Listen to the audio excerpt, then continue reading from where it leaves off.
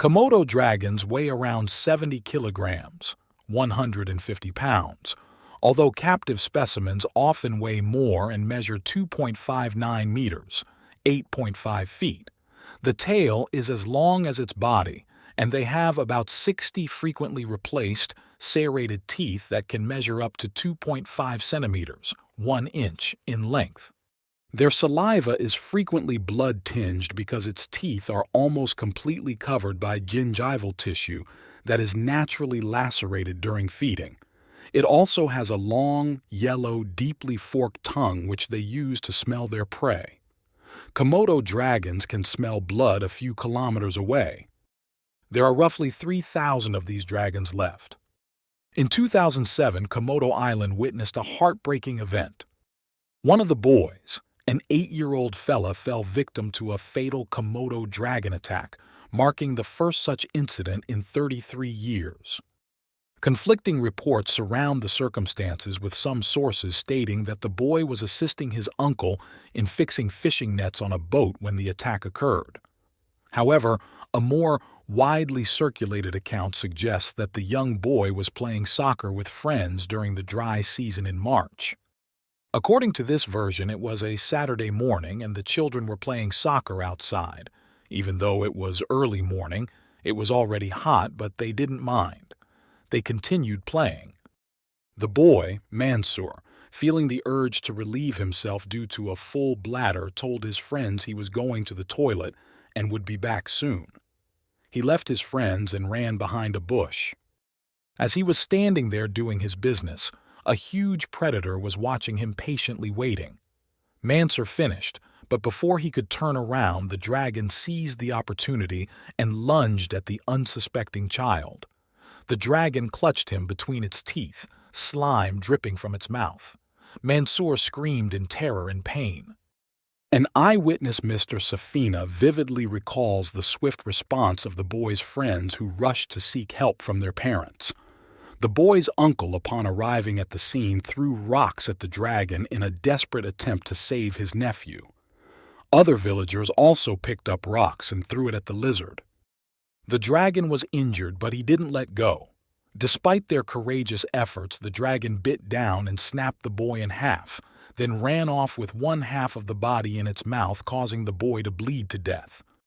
In the aftermath of this devastating incident, park wardens initiated a comprehensive island-wide hunt for the man-eating Komodo dragon. However, the outcome of these efforts are unclear, as there were too many of them, and none of the Komodo dragons had any injuries to the bodies, leaving the community struggling with the tragedy and the continuous threat of these killer reptiles.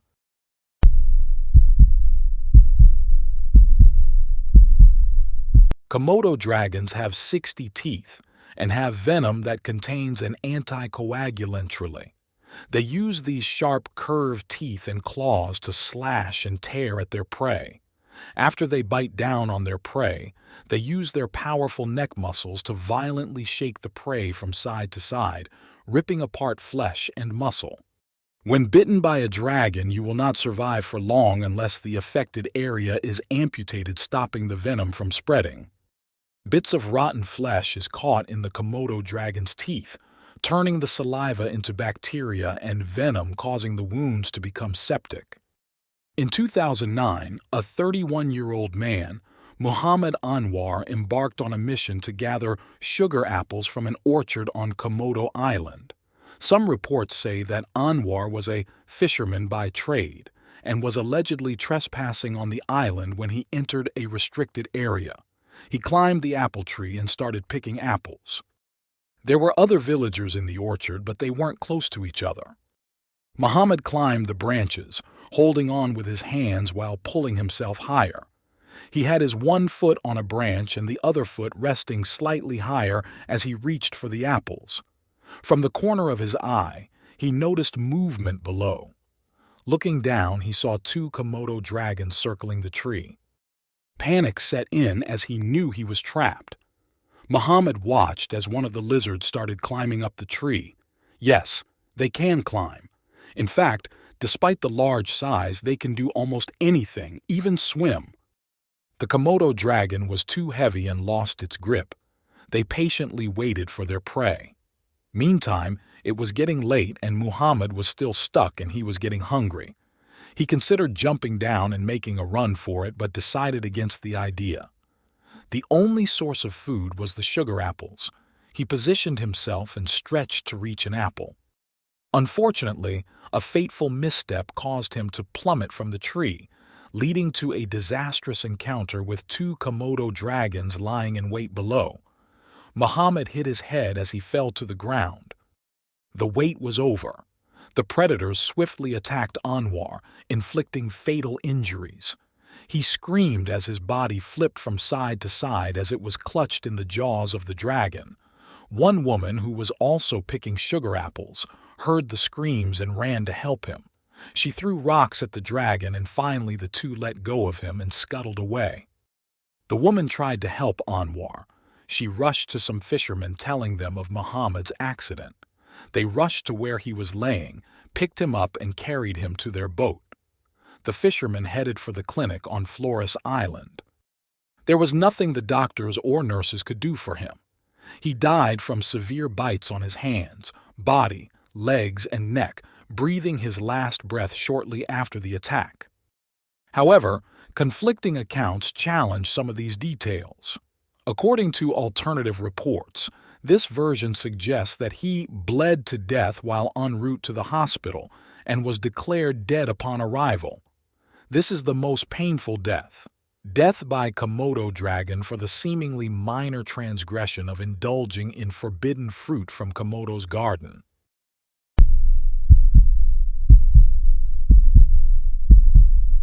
In 2001, Phil Bronstein, an investigative journalist formerly married to actress Sharon Stone, had a distressing encounter with a Komodo dragon at the Los Angeles Zoo, highlighting that dragon attacks are not confined to Komodo National Park.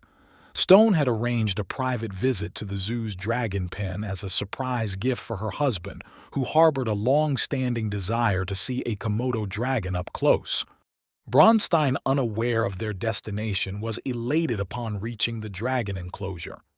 Stone narrated the incident, stating, "Phil didn't know where we were going or why we were going there.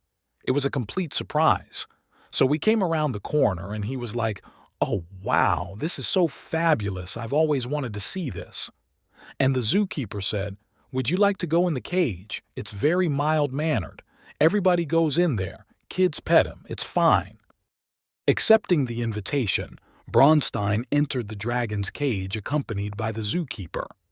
Initially, the lizard seemed docile, licking at Bronstein's white shoes, a behavior the keeper believed was triggered by the footwear resembling the color of the dragon's usual white rat meals. Following the keeper's advice, Bronstein removed his shoes and socks to avoid provoking the lizard. However, as he adjusted his position to take a photo with the animal, it suddenly lunged.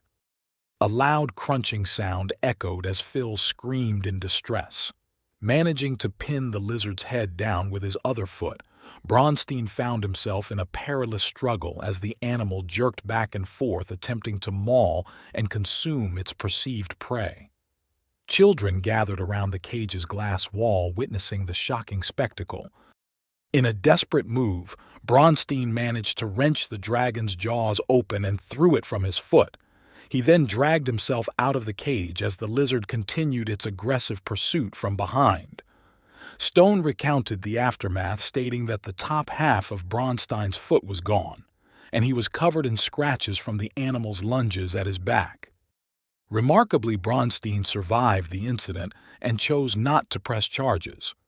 However, Stone expressed dissatisfaction, alleging that the zoo continued to permit close-up encounters with dangerous animals even after the alarming attack.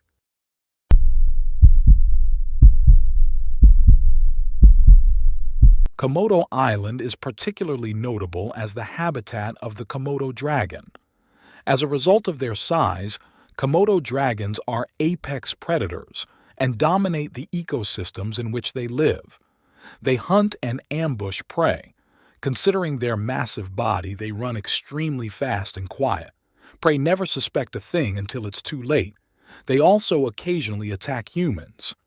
In 2008, a harrowing tale unfolded as a group of scuba divers found themselves in a situation near the Flores region, known for its formidable currents.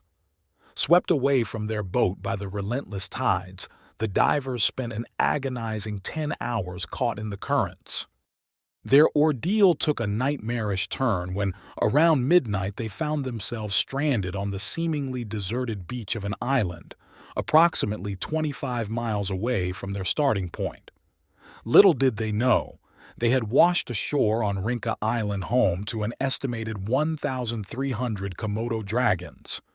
Media reports detailed the immediate onset of a terrifying attack. A relentless Komodo dragon aggressively targeted a Swedish woman who courageously defended herself by striking the creature with her diving weight belt. As the lizard chewed at the lead belt, other divers joined the defense, pelting rocks at its head while the dragon eyed the vulnerability of the woman's bare feet. Over the course of 2 days and 2 nights, the traumatized divers confronted not only the deadly Komodo dragons, but also the sweltering tropical heat. Their survival instincts kicked in as they resorted to scavenging shellfish from rocks, sustaining themselves with raw sustenance. A dramatic turn of events occurred when an Indonesian rescue crew spotted the divers' orange emergency floats spread out on the rocks. Despite being in a state of shock, the group received assistance and rehydration at a local hospital on Flores Island. The survivors, grateful for their deliverance, gathered at the town's Paradise Bar to reflect on their harrowing experience and celebrate the precious gift of life.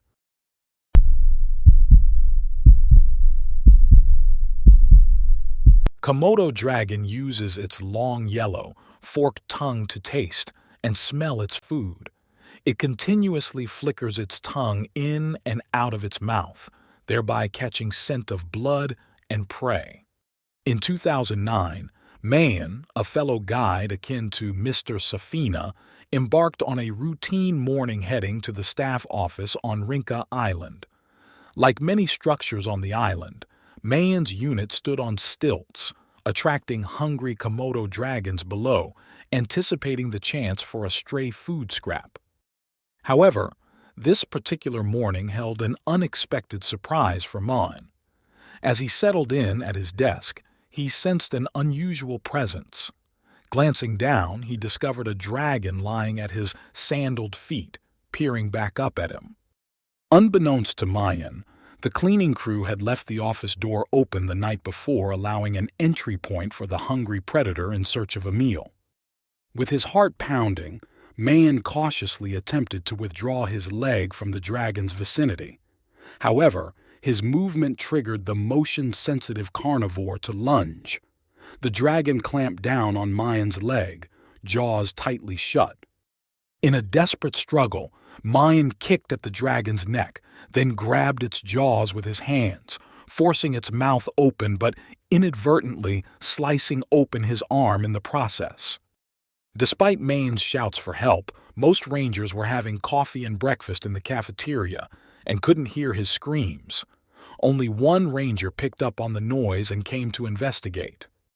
Mayan recounted, "I shouted, and he came to help me, but he didn't want to come up because the dragon was still moving around. Then he saw the blood on the floor and he got everyone from the kitchen.